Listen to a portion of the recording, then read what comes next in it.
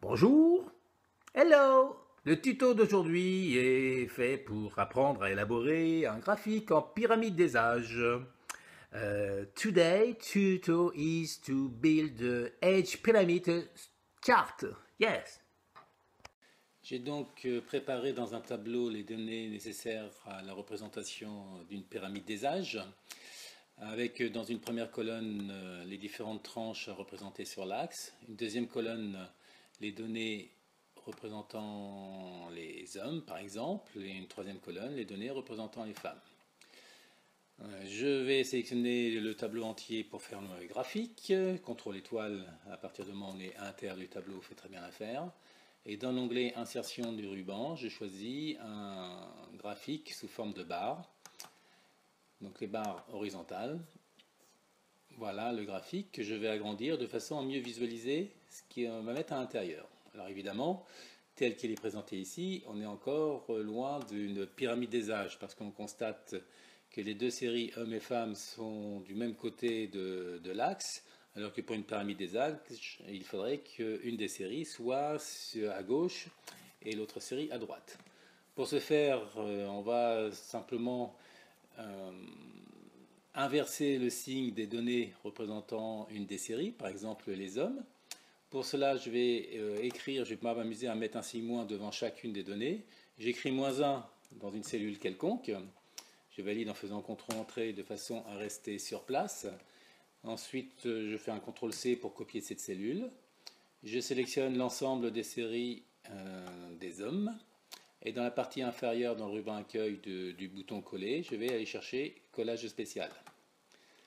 Et là, je vois que dans le collage spécial, je peux multiplier, faire une multiplication qui consistera à dire chacun des nombres de cette série-là sera multiplié par -1, qui me permet donc d'inverser les signes et d'avoir les barres de part et d'autre de l'axe. On n'est pas encore tout à fait dans une configuration pyramide des âges, même si on s'en approche.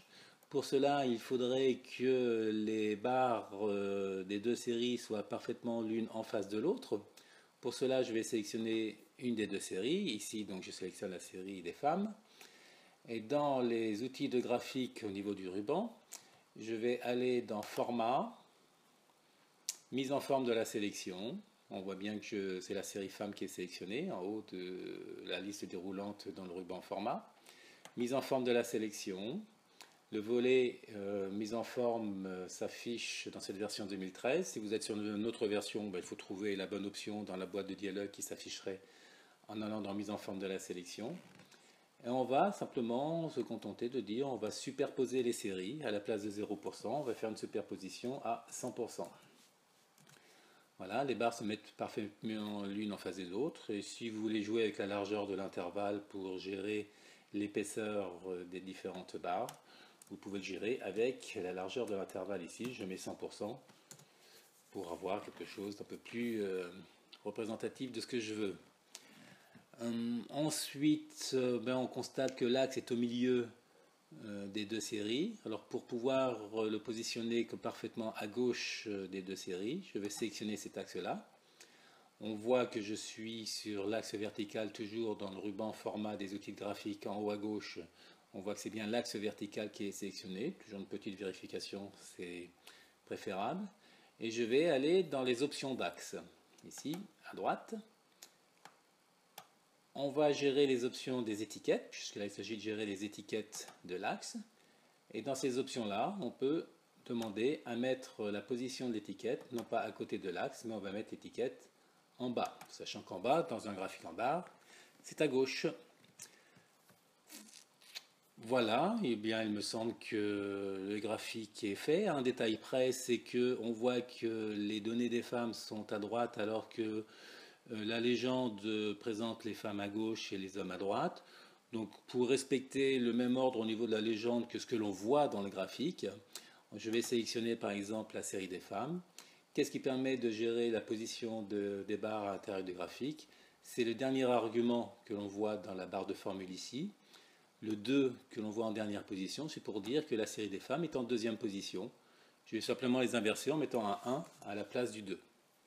Je valide cela et donc on se retrouve avec à gauche les hommes en bleu, à droite les femmes en orange. Voilà, le graphique est terminé. Le -1 que j'avais mis dans la cellule ici n'a plus lieu d'être, il ne sert plus à rien.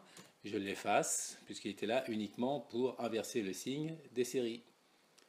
Bon courage et à un prochain tuto. Ciao!